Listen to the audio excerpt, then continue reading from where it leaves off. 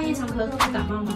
半夜的咳嗽有可能是鼻涕倒流，有可能是胃食道逆流，也有可能是过敏引起的气管发炎。刚躺下去就立刻拒咳，往往是鼻涕倒流或是胃食道逆流引起的。睡到一半半夜咳起来，往往是过敏造成的气管发炎引起的咳嗽。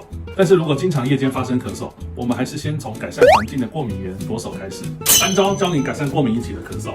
1. 保持空气清洁，维持空气的流通，清洁环境，避免尘螨灰尘的堆积。2. 避免接触过敏源，定期的清洗床单、枕套，避免睡眠的四周有大量的毛毯或是绒毛玩具。3. 尽早就医，因为过敏引起的咳嗽常常会越来越厉害，并且诱发更严重的过敏产生，所以尽早就医才是真正解决的疾病的方法。我是李品，健康的事欢迎找我来看。